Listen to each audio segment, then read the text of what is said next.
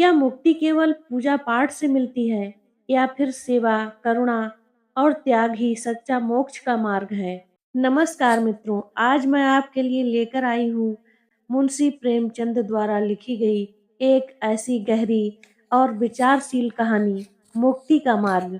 यह कहानी हमें यह सोचने पर मजबूर कर देगी कि सच्ची मुक्ति दिखावे में नहीं, बल्कि मन की पवित्रता और कर्म की सच्चाई में छिपी होती है। तो आइए मन को शांत करें और पूरी एकाग्रता के साथ इस अद्भुत कहानी को सुनते हैं। मुक्ति का मार्ग। सिपाही को अपनी लाल पगड़ी पर, सुंदरी को अपने गहनों पर और वैद्य को अपने सामने बैठे हुए रोगियों पर जो घमंड होता है, वही किसान को अपने खेतों को लहराते हुए देखकर होता है। झिंगुर अपनी ऊख के खेतों को देखता तो उस पर नशा छा जाता। 3 बीघे ऊख थी, इसके 600 रुपए तो अनायास ही मिल जाएंगे, और जो कहीं भगवान ने डाढ़ी तेज कर दी तो फिर क्या पूछना। दोनों बैल बुढ़े हो गए। अब की नई गोई बटेसर के मेले से ले आएगा। कहीं 2 बीघे खेत और मिल गए तो लिखा लेगा। रुपए की क्या चिंता। बनिए अभी से उसकी खुशामद करने लगे थे। ऐसा कोई न था जिससे उसने गांव में लड़ाई न की हो। वह अपने आगे किसी को कुछ न समझता था। एक दिन संध्या के समय वह अपने बेटे को गोद में लिए मटर की फलियां तोड़ रहा था। इतने में उसे भेड़ों का एक झुंड अपनी तरफ आता दिखाई दिया। वह अपने मन में कहने लगा, इधर से भेड़ों के निकलने का रास्ता न था क्या? खेत की मेड़ पर से भेड़ों का झुंड नहीं जा सकता था? भेड़ों को इधर से लाने की क्या जरूरत है? ये खेत को कुचलेंगी, चरेंगी, इसका डांड कौन देगा? मालूम होता है बुद्धू गड़ेरिया है, बच्चा को घमंड हो गया है, तभी तो खेतों के बीच से भेड़ें लिए जा रहा है। जरा इसकी ढिठाई तो देखो। देख रहा है कि मैं खड़ा हूँ, फिर भी भेड़ों को लौटाता नहीं। कौन मेरे साथ कभी रियायत की है, मैं इसकी मुरव्वत करूँ। अभी एक भेड़ा मोल मांगू तो 5 ही रुपए सुनावेगा। सारी दुनिया में 4 रुपए के कंबल बिकते हैं, पर यहाँ 5 रुपए से नीचे की बात नहीं करता। इतने में भेड़ खेत के पास आ गई। झिंगुर ने ललकार कर कहा, अरे ये भेड़ कहाँ लिए जाते हो? बुद्धू नम्र भाव से बोला, मैं तो डांड पर से निकल जाएंगी, घूम कर आऊंगा तो कोस भर का चक्कर पड़ेगा। झिंगुर, तो तुम्हारा चक्कर बचाने के लिए मैं अपने खेत को क्यों कुचलवाऊं? डांड ही पर से ले जाना है तो और खेतों में डांड पर से क्यों नहीं ले गए? क्या मुझे कोई चूहड़ चमार समझ लिया है? यह धन का घमंड हो गया है। लौटाओ इनको। बुद्धू, मैं तो आज निकल जाने दो, फिर कभी अगर इधर से आऊं तो जो चाहे सजा देना। झिंगुर, कह दिया कि लौटाओ इन्हें। अगर एक भेड़ भी मेड़ पर आई तो समझ लो तुम्हारी खैर नहीं। बुद्धू, मैं तो अगर तुम्हारी एक बेल भी किसी भेड़ के पैरों तले आ जाए तो मुझे बैठाकर 100 गालियां देना। बुद्धू बातें तो बड़ी नम्र से कर रहा था, किंतु लौटाने में अपनी हेठी समझता था। उसने मन में सोचा, इसी तरह जरा जरा धमकियों पर भेड़ों को लौटाने लगा तो फिर मैं भेड़ चरा चुका। आज लौट जाऊं तो कल को कहीं निकलने का रास्ता ही न मिलेगा। सभी रोब जमाने लगेंगे। बुद्धू भी पोड़ा आदमी था। 12 कौड़ी भेड़ थी। उन्हें खेतों में बिठाने के लिए फी रात 8 आने कौड़ी मजदूरी मिलती थी। इसके उपरांत दूध बेचता था, ऊन के कंबल बनाता था। सोचने लगा, इतने गर्म हो रहे हैं, मेरा कर ही क्या लेंगे? कुछ इनका दबैल तो हूं नहीं। भेड़ों ने जो हरी हरी पत्तियां देखी तो अधीर हो गई, खेत में घुस पड़ी। बुद्धू उन्हें डांडों से मार मार कर खेत से किनारे हटाता था और वे इधर उधर से निकलकर खेत में जा पड़ती थीं। झिंगुर ने आग होकर कहा, तुम मुझसे हेकड़ी जताने चले हो? तुम्हारी सारी हेकड़ी निकाल दूंगा। बुद्धू, तुम्हें देखकर चौंकाती हैं, तुम हट जाओ तो मैं सबको निकाल ले जाऊं। झिंगुर ने अपने लड़के को तो गोद से उतार दिया और अपना डंडा संभाल कर भेड़ों पर पिल पड़ा। धोबी भी इतनी निर्दयता से अपने गधे को न पीटता होगा। किसी भेड़ की टांग टूटी, किसी की कमर टूटी, सबने बे बे का शोर मचाना शुरू किया।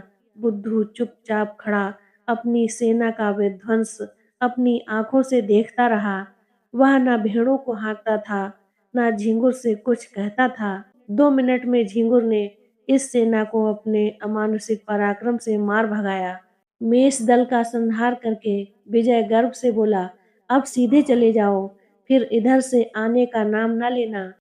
बुद्धू ने आहत भेड़ों की ओर देखते हुए कहा, झिंगुर, तुमने यह अच्छा काम नहीं किया, पछताओगे। केले को काटना इतना आसान भी नहीं जितना किसान से बदला लेना। उसकी सारी कमाई खेतों में रहती है या खलिहानों में। कितनी ही दैविक और भौतिक आपदाओं के बाद कहीं अनाज घर में आता है, और जो कहीं इन आपदाओं के साथ विद्रोह ने भी संधि कर ली तो बेचारा किसान कहीं का नहीं रहता। झिंगुर ने घर आकर दूसरों से इस संग्राम का वृतांत कहा तो लोग समझाने लगे, झिंगुर, तुमने बड़ा अनर्थ किया, जानकर अनजान बनते हो। बुद्धू को जानते नहीं, कितना झगड़ालू आदमी है। अब भी कुछ नहीं बिगड़ा, जाकर उसे मना लो, नहीं तो तुम्हारे साथ सारे गांव में आफत आ जाएगी। झिंगुर की समझ में बात आ गई, पछताने लगा कि मैंने कहां से कहां उसे रोका। अगर भेड़ थोड़ा बहुत चर ही जाती तो कौन मैं उजड़ जाता। वास्तव में हम किसानों का कल्याण दबे रहने में ही है। ईश्वर को भी हमारा सिर उठाकर चलना अच्छा नहीं लगता। जी तो बुद्धू के घर जाने को न चाहता था, किंतु दूसरों के आग्रह से मजबूर होकर चला। अगहन का महीना था, कोहरा पड़ रहा था, चारों ओर अंधकार छाया हुआ था। गांव से बाहर निकला ही था कि सहसा अपने ऊख के खेत की ओर अग्नि की ज्वाला देखकर चौंक पड़ा। छाती धड़कने लगी, खेत में आग लगी हुई थी।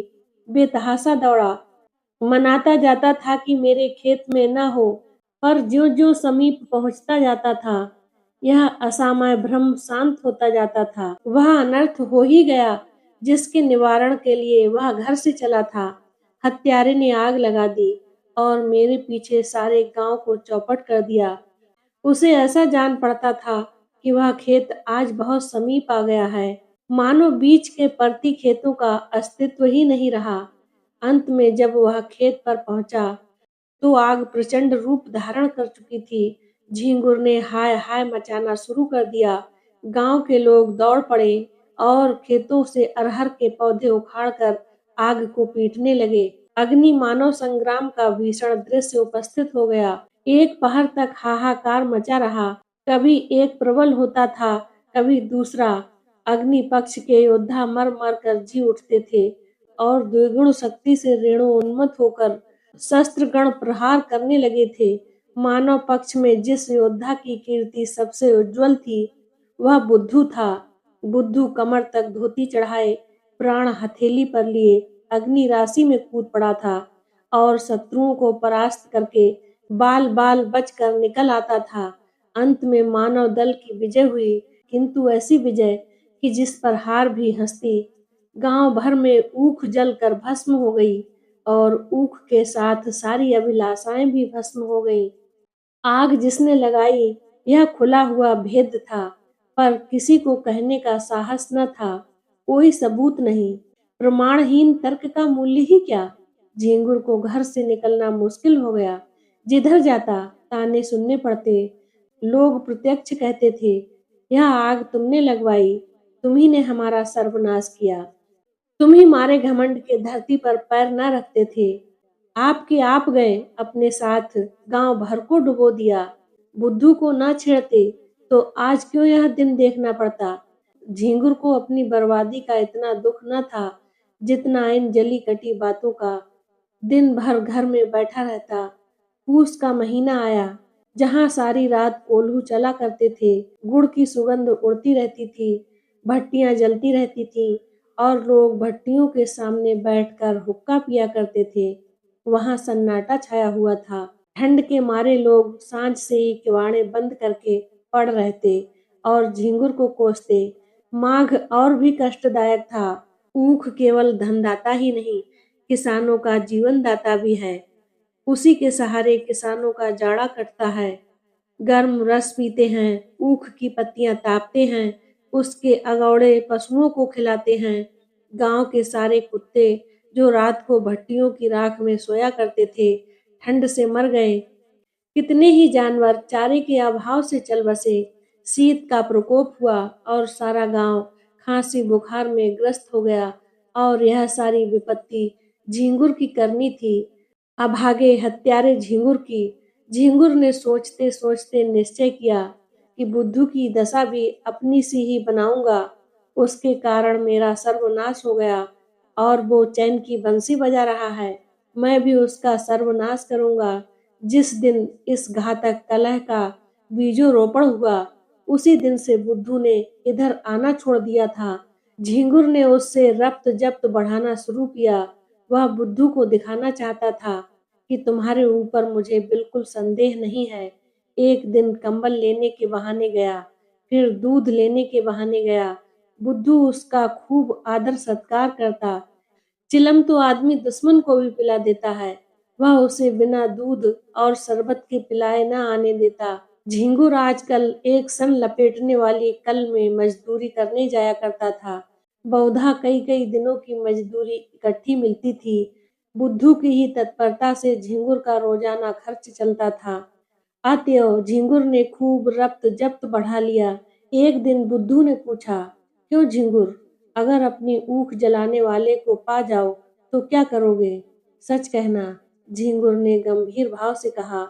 मैं उससे कहूँ, भैया तुमने जो किया है बहुत अच्छा किया, मेरा घमंड तोड़ दिया, मुझे आदमी बना दिया। बुद्धू, मैं जो तुम्हारी जगह होता तो बिना उसका घर जलाए न मानता। झिंगुर, 4 दिन की जिंदगानी में बैर विरोध बढ़ाने से क्या फायदा है? मैं तो बर्बाद हुआ ही, अब उसे बर्बाद करके क्या पाऊंगा? बुद्धू, बस यही आदमी का धर्म है। पर भाई, क्रोध के बस में होकर बुद्धि उल्टी हो जाती है। फागुन का महीना था। किसान ऊख बोने के लिए खेतों को तैयार कर रहे थे। बुद्धू का बाजार गर्म था। भेड़ों की लूट मची हुई थी। 2-4 आदमी नित्य द्वार पर खड़े खुशामदी किया करते थे। बुद्धू किसी से सीधे मुंह बात नहीं करता। भेड़ रखने की फीस दूनी कर दी थी। अगर कोई ऐतराज करता तो बेलाग कहता, तो भैया, भेड़ तुम्हारे गले तो नहीं लगाता हूँ। जी न चाहे तो मत रखो, लेकिन मैंने जो कह दिया उससे एक कौड़ी भी कम नहीं हो सकती।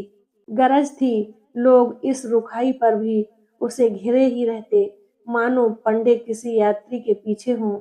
लक्ष्मी का आकार तो बहुत बड़ा नहीं, और वह भी समयानुसार छोटा बड़ा होता रहता है।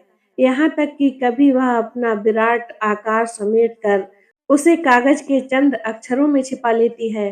कभी कभी मनुष्य की जिह्वा पर जाकर बैठती है।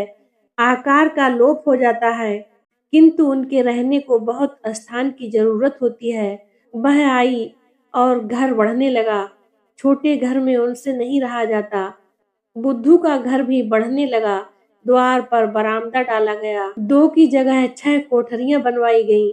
यूं कहिए कि मकान नए सिरे से बनने लगा। किसी किसान से लकड़ी मांगी तो किसी से खपरों का आवा लगाने के लिए उपले, किसी से बांस और किसी से सरकंडे। दीवार की उठवाई देनी पड़ी, वह भी नगद नहीं, भेड़ों के बच्चों के रूप में। लक्ष्मी का यह प्रताप है। सारा काम बेगार में हो गया। मुफ्त में अच्छा खासा घर तैयार हो गया। गृह प्रवेश के उत्सव की तैयारियां होने लगी। उधर झिंगुर दिन भर मजदूरी करता तो कहीं आधा पेट अन्न मिलता। बुद्धू के घर कंचन बरस रहा था। झिंगुर जलता था तो क्या बुरा करता था? यह अन्याय किससे सहा जाएगा? एक दिन वह टहलता हुआ चमारों के टोले की तरफ गया। हरिजन को पुकारा। हरिजन ने आकर राम राम की और चिलम भरी। दोनों पीने लगे। यह चमारों का मुखिया बड़ा दुष्ट आदमी था। सब किसान उससे थर थर कांपते थे। झिंगुर ने चिलम पीते पीते कहा, आजकल फाग वाह नहीं होता क्या? सुनाई नहीं देता। हरिजन, फाग क्या हो? पेट के धंधे से छुट्टी ही नहीं मिलती। कहो तुम्हारी आजकल कैसी निपटी है? झिंगुर, क्या निपटी है? नकटा जिया, बुरे हाल हैं। दिन भर कल में मजदूरी करते हैं तो चूल्हा जलता है। चांदी तो आजकल बुद्धू की है, रखने को ठौर नहीं मिलता। नया घर बना है, भेड़ें और ले ली हैं। अब गृह प्रवेश की धूम है, सातों गांव में सुपारी जाएगी। हरिजन। लक्ष्मी मैया आती हैं तो आदमी की आंखों में सील आ जाता है, पर उसको देखो, धरती पर पैर नहीं रखता। बोलता है तो ऐंठ कर ही बोलता है। झिंगुर। क्यों ना ऐंठे, इस गांव में कौन है उसकी टक्कर का। पर यार, यह अनीति तो नहीं देखी जाती। भगवान दे तो सिर झुकाकर चलना चाहिए। यह नहीं कि अपने बराबर किसी को समझे ही नहीं। उसकी डींग सुनता हूँ तो बदन में आग लग जाती है। कल का बानी आज का सेठ चला है हमी से अकड़ने। अभी कल लंगोटी लगाए खेतों में कौवे हकाया करता था, आज उसका आसमान में दिया जलता है। हरिजन। कहो तो कुछ उपयोग करूं। झिंगुर। क्या करोगे। इसी डर से तो वह गाय भैंस नहीं पालता। हरिजन। भेड़े तो हैं। झिंगुर। क्या। बुगला मारे पखना हाथ। हरिजन।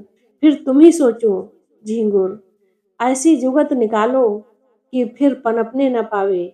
इसके बाद फुस फुस करके बातें होने लगी। वह एक रहस्य है कि भलाइयों में जितना द्वेष होता है, बुराइयों में उतना ही प्रेम। विद्वान विद्वान को देखकर, साधु साधु को देखकर और कवि कवि को देखकर जलता है। एक दूसरे की सूरत नहीं देखना चाहता, पर जुआरी जुआरी को देखकर, शराबी शराबी को देखकर, चोर चोर को देखकर सहानुभूति दिखाता है, सहायता करता है। एक पंडित जी अगर अंधेरे में ठोकर खाकर गिर पड़े तो दूसरे पंडित जी उन्हें उठाने के बदले में दो ठोकरें और लगाएं कि वह फिर उठ ही ना सके। पर एक चोर पर आफत आई देखकर दूसरा चोर उसकी मदद करता है। बुराई से सब घृणा करते हैं, इसीलिए बुरों में परस्पर प्रेम होता है। भलाई की सारा संसार प्रशंसा करता है, इसीलिए भलों से विरोध होता है। चोर को मारकर चोर क्या पाएगा। घृणा। विद्वान को अपमान करके विद्वान क्या पाएगा। यश। झिंगुर और हरिजन ने सलाह कर ली। षड्यंत्र रचने की विधि सोची गई, उसका स्वरूप, समय और क्रम ठीक किया गया। झिंगुर चला तो अकड़ा जाता था, मार लिया दुश्मन को, अब कहाँ जाता है। दूसरे दिन झिंगुर काम पर जाने लगा तो पहले बुद्धू के घर पहुंचा। बुद्धू ने पूछा, आज नहीं गए क्या। झिंगुर। जाता तो रहा हूँ, तुमसे यही कहने आया था कि मेरी बछिया को अपनी भेड़ों के साथ क्यों नहीं चरा दिया करते। बेचारी खूंटे से बंधी बंधी मर जाती है, न घास न चारा, क्या खिलाएं। बुद्धू। भैया, मैं गाय भैंस नहीं रखता, चमारों को जानते हो, एक ही हत्यारे होते हैं।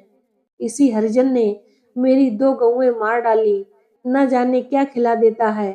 तब से कान पकड़ लिए कि अब गाय भैंस न पालूंगा, लेकिन तुम्हारी एक ही बछिया है, उसका कोई क्या करेगा। जब चाहो पहुंचा दो। यह कहकर बुद्धू अपने गृहोत्सव का सामान उसे दिखाने लगा। घी, शक्कर, मैदा, तरकारी सब मंगा रखा था। केवल सत्यनारायण की कथा की देर थी। झिंगुर की आंखें खुल गईं।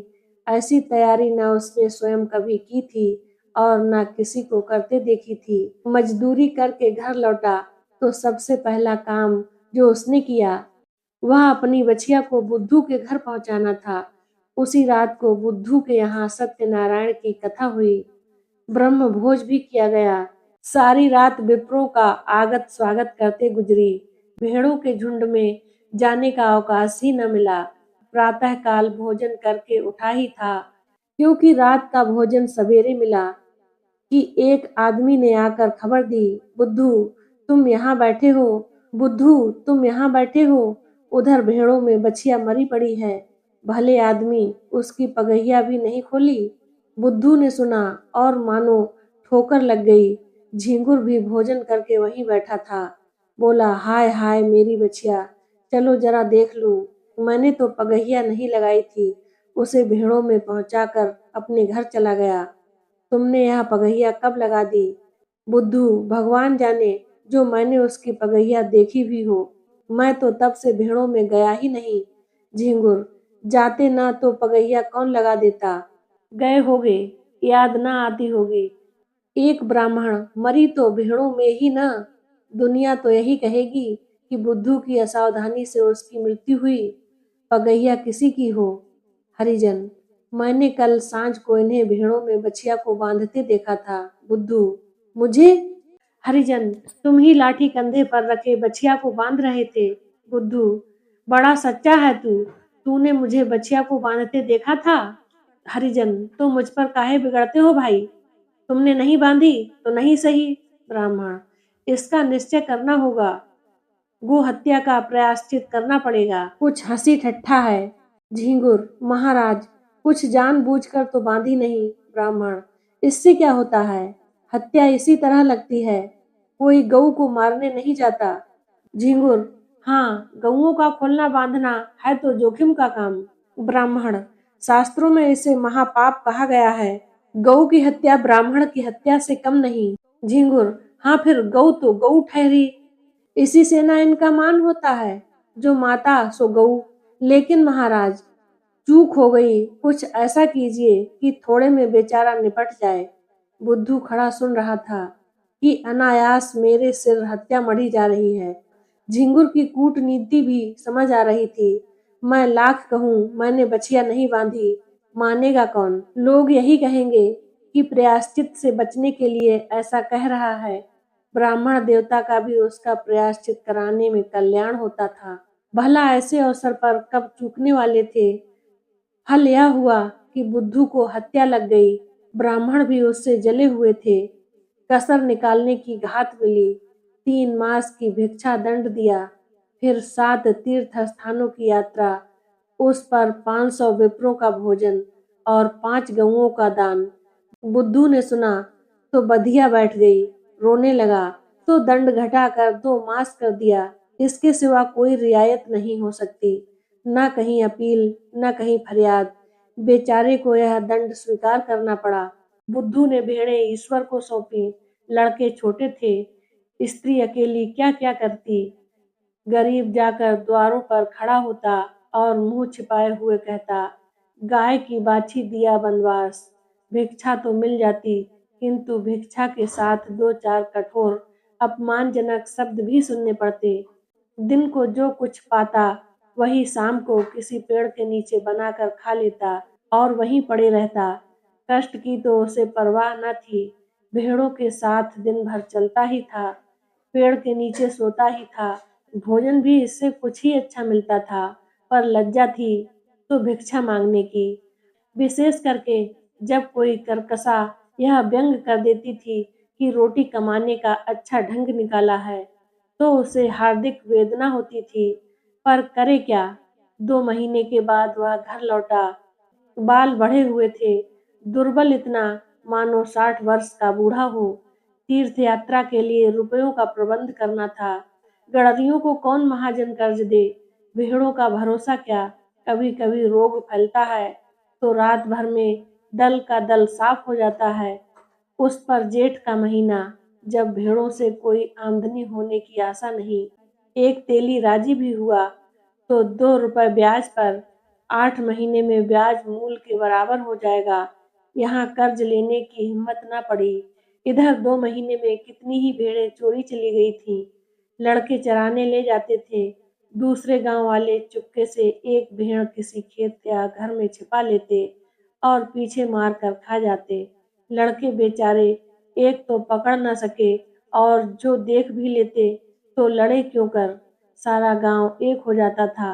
1 महीने में तो भेड़ आधी भी न रहेंगी। बड़ी विकट समस्या थी। विवश होकर बुद्धू ने एक बूचड़ को बुलवाया और सब भेड़ें उसके हाथ बेच डाली। 500 रुपए हाथ लगे, उनमें से 200 रुपए लेकर तीर्थ यात्रा करने लगा। विशेष रुपए ब्रह्म भोज आदि के लिए छोड़ गया। बुद्धू के जाने पर उसके घर में 2 बार सेंध लगी, पर यह कुशल हो गई कि जगहट हो जाने के कारण रुपए बच गए। सावन का महीना था, चारों ओर हरियाली छाई हुई थी। झिंगुर के बैल न थे, खेत बटाई पर दे दिए थे। बुद्धू प्रायश्चित से निवृत्त हो गया था और उसके साथ ही माया के फंदे से भी। न झिंगुर के पास कुछ था, न बुद्धू के पास। कौन किससे जलता।